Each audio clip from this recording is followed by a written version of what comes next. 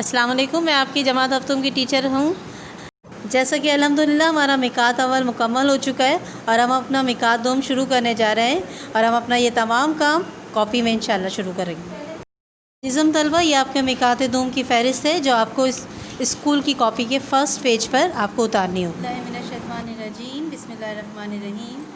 اذا زلزلت الارض زلزالها واخرجت الارض اثقالها وقال الانسان ما لها یومئذ تحدث اخبارها بان ربک اوحی لها یومئذ یصدر الناس اشتاتا لیروا اعمالهم فمن یعمل مثقال ذرۃ خیرا یرہ ومن یعمل مثقال ذرۃ شرا یرہ۔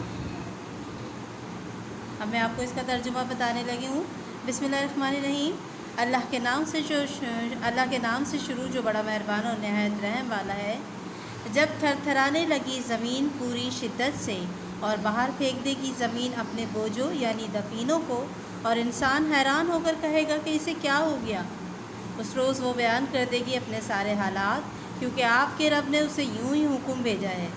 اس روز پلٹ کر آئیں گے لوگ گروہ در گروہ تاکہ انہیں دکھا دیے جائیں ان کے اعمال، بس جس نے ذرہ برابر بھی نیکی کی ہوگی وہ اسے دیکھ لے گا، اور جس نے ذرہ برابر برائی کی ہوگی وہ بھی اسے دیکھ لے گا۔ تو اس کے الفاظ معنی لکھنے ہوں گے، جیسا کہ پچھلے فرسٹ ٹرم میں میں نے آپ سے کہا تھا کہ آپ لوگ کالم بنائیے گا، اسی طرح اس سیکنڈ ٹرم میں بھی آپ نے کالم بنانے اسی طرح، اور اس کے الفاظ معنی لکھنے ہوں گے۔ پہلا لفظ ہے اذا۔ اذا کے معنی ہیں جب، زلزلہ تو زلزلے کی شدت، الارض زمین، زلزالہا ہلا دی جائیں، اخرجت تو باہر پھینک دے گی، اثقالہا تمام بوجھ، الانسانو یعنی انسان، ما لہا اسے کیا ہوا، یومئذ اس دن، مثقالہ کی ہوگی، ذرہ یعنی ذرہ برابر، خیرن نیکی، تحدثو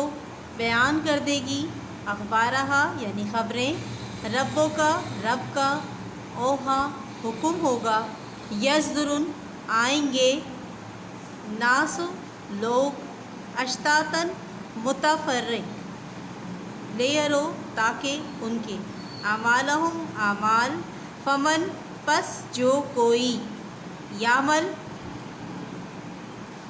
عمل کرے گا، شرن عذاب۔ اب ہم اس کے یک لفظی جوابات شروع کریں گے۔ پہلا سوال ہے سورہ زلزال کہاں نازل ہوئی؟ تو اس کا جواب ہے مدینہ منورہ میں۔ دوسرا سوال ہے سورہ زلزال میں کتنی آیات اور رکوع ہیں؟ تو جواب ہے اس کا 8 آیات اور 1 رکوع۔ تیسرا سوال ہے سورہ زلزال میں کس دن کا تذکرہ کیا گیا ہے؟ جواب ہے اس کا روز قیامت۔ اس کے بعد اگلا سوال ہے اثقالہا سے کیا مراد ہے؟ معنی ہے اس کے تمام بوجھ۔ نیکسٹ ہے تحدثو کے معنی تحریر کریں، اس کا جواب ہے بیان کر دے گی۔ اگلا سوال ہے دین اسلام میں ہمیں کس کی مدد کرنے کی ترغیب دی ہے؟ تو اس کا جواب ہے محتاج و مفلس۔ اگلا سوال ہے شیطان ہمیں کن کاموں سے ورغلاتا ہے؟ تو برے کاموں سے۔ اگلا سوال اللہ تعالیٰ نے ہمارے ساتھ کتنے فرشتے مقرر کیے ہیں؟ 2۔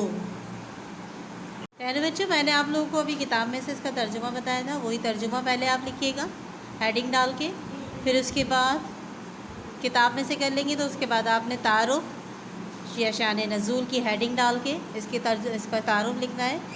یہ صورت مدنی ہے۔ اس صورت کی پہلی آیت کے آخری لفظ زلزالہ کو سورہ زلزال کا نام دیا گیا ہے، جبکہ اس صورت میں 8 آیات اور 1 رکوع ہے۔ پھر اس کے بعد آپ نے تشریح کی ہیڈنگ ڈالنی ہے اور اس کے بارے میں لکھنا ہے۔ اس صورت میں زلزلے کی شدت اور تباہی کا ذکر کیا جا رہا ہے کہ جب زمین سخت زمین زلزلے کی شدت سے ہچکولے کھانے لگے گی اور ہر چیز تہس نہس ہو جائے گی، زمین کے اندر جو لوگ مردہ حالت میں دفنائے جا چکے ہوں گے زمین ان کو نکال باہر کرے گی۔ اس وقت قیامت کا حشر برپا ہوگا، ہر شخص حیرت و استعجاب کا موجب بنا ہوگا کہ یہ کیا ہو رہا ہے۔ تب ہر شخص کو اپنے اپنے اعمال کے ساتھ اللہ تعالیٰ کے روبرو کھڑا ہونا ہوگا۔ جس کے اعمال دنیا میں اچھے ہوں گے اور اس نے نیکیاں کمائی ہوں گی تو اللہ تعالیٰ کی نظر میں اس کے لیے اجر و ثواب ہے۔ ایسے لوگوں کو رشک بھری نگاہ سے دیکھا جائے گا، اور وہ شخص جو دنیا میں برائی کا پیش خیمہ رہے ہوں گے اور انہوں نے دنیا میں رہ کر غیبت کرنا، شراب نوشی، چغل خوری، دکھاوا، ریاکاری، غرض کے ہر برے کام کو ترجیح دی ہوگی تو اللہ تعالیٰ کے نزدیک اس کا عذاب اس شخص کو دیا جائے گا۔ ہمیں اللہ تعالیٰ سے ہر وقت اپنے گناہوں کی توبہ کرنی چاہیے کہ یا اللہ تو ہمیں بخش دے اور ہم پر اپنا رحم و کرم فرما دے، آمین۔ اب ہم اپنا نیا سبق شروع کرتے ہیں۔ سبق کا نام ہے اسلام میں عبادت کا تصور۔ اللہ تعالیٰ ساری کائنات کا خالق و مالک ہے۔ اس نے انسان کو اپنی عبادت کے لیے پیدا کیا ہے۔ قرآن مجید میں ارشاد ہے وَمَا خَلَقْتُ الْجِنَّ وَالْإِنسَ إِلَّا لِيَعْبُدُونِ، جس کا ترجمہ ہے اور میں نے جنوں اور انسانوں کو صرف اپنی عبادت کے لیے پیدا کیا ہے۔ اللہ تعالیٰ نے انسانوں کے لیے قسم قسم کی نعمتیں پیدا فرمائیں، ان پر طرح طرح کے احسانات فرمائے۔ ان نعمتوں اور احسانات کا شکر ادا کرنے کے لیے ہم سب انسانوں کا فرض ہے کہ ایک اللہ تعالیٰ کی عبادت کریں، اسی کے سامنے سر جھکائیں اور اس کے احکامات کی پوری پابندی کریں۔ اللہ تعالیٰ نے جو عبادات کو انسان پر لازم قرار دیا ہے اس کو ارکان اسلام کہتے ہیں۔ یہ عبادات ارکان اسلام درج ذیل ہیں۔ پہلا ہے کلمہ طیبہ، پھر ہے روزہ، نماز، پھر روزہ، پھر حج، پھر زکوٰۃ۔ پہلا ہے کلمہ طیبہ جو کہ ہم سب سے پہلے پڑھتے ہیں لا الہ الا اللہ محمد رسول اللہ، جس کا ترجمہ ہے نہیں ہے کوئی معبود سوائے اللہ کے اور محمد صلی اللہ علیہ وسلم اللہ کے رسول ہیں۔ کلمہ طیبہ کے پہلے حصے میں توحید کا ذکر ہے اور دوسرے حصے میں رسالت کا۔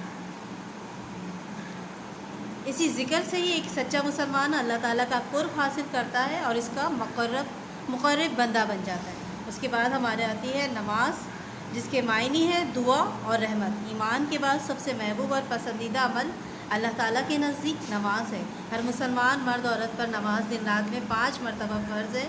سورہ حج آیت نمبر 77 میں اللہ جل جلالہ نے فرمایا ہے، جس کا ترجمہ ہے اے ایمان والو، رکوع اور سجدہ کرو اور اپنے رب کی عبادت کرو اور نیکی کے کام کرو تاکہ تم کامیابی پاؤ۔ اس کے بعد ہمارا تیسرا ارکان اسلام آتا ہے روزہ، جس کے معنی روزہ ایک اہم اسلامی عبادت ہے۔ روزے کو عربی میں صوم کہتے ہیں۔ تمام مسلمان اسلامی مہینے رمضان المبارک میں روزے رکھنے کا اہتمام کرتے ہیں اور اللہ تعالیٰ کی خوشنودی حاصل کرتے ہیں۔ اللہ تعالیٰ کا فرمان ہے جس کا ترجمہ ہے روزہ میرے لیے ہے اور میں ہی اس کا اجر دوں گا۔ اس کے بعد اگلا ہے حج اسلام کا اہم رکن ہے اور ہر صاحب استطاعت مسلمان پر زندگی میں ایک بار فرض ہے۔ حج ایک مالی اور بدنی عبادت ہے۔ حج ادا کرنے سے مسلمانوں کی روحانی اور اخلاقی تربیت ہوتی ہے۔ آپ صلی اللہ علیہ وآلہ وسلم کا ارشاد ہے کہ جس نے اسی طرح حج کیا کہ وہ دوران حج گناہوں اور غلط باتوں سے کنارہ کش رہا تو اس کے تمام پچھلے گناہ معاف کر دیے جاتے ہیں اور وہ اللہ تعالیٰ کا مقرب بندہ بن جاتا ہے۔ مقرب کہتے ہیں اللہ تعالیٰ کے بہت قریب۔ اس کے بعد نیکسٹ ہم بتائیں گے آپ کو حقوق العباد۔ حقوق حق کی جمع ہے اور عباد کا مطلب ہے عباد عبد سے بنا ہے جس کے معنی ہے بندہ۔ حقوق العباد یعنی بندے کے حق یا حقوق۔ حقوق العباد میں والدین، اولاد، رشتہ دار، ہمسایہ، غریب، یتیم، مسکینوں، مہمانوں، مسافروں اور محتاجوں کے حقوق شامل ہیں۔ قرآن مجید میں اللہ تعالیٰ کا ارشاد ہے وَبِالْوَالِدَيْنِ إِحْسَانًا، اس کا ترجمہ ہے اور والدین کے ساتھ نیک سلوک کرو۔ والدین کے ساتھ نیک سلوک کرنا بہت بڑی عبادت ہے۔ غرض ہر وہ کام جن کو کرنے سے اللہ تعالیٰ نے حکم دیا ہے، جیسے کہ صبر کرنا، شکر ادا کرنا، خندہ پیشانی سے ملنا، سچ بولنا، امانت میں خیانت نہ کرنا اور عفو و درگزر کرنا، سب عبادات میں شامل ہیں۔ صدقہ اور زکوٰۃ ایک عظیم عبادت ہے۔ یہ وہ مال ہے جو اللہ تعالیٰ نے اپنے بندے کو دیا ہے۔ اس میں سے اللہ تعالیٰ کی راہ میں خرچ کرنے کو صدقہ اور زکوٰۃ کہتے ہیں۔ یہ صاحب مال کے لیے پاکیزگی کا سبب بنتا ہے اور اس سے مال کی محبت نہیں رہتی اور آخرت میں بخشش کا سبب بنتی ہے۔ سبق کا سارا کام آپ کو PDF کر دیا گیا ہے جو آپ نے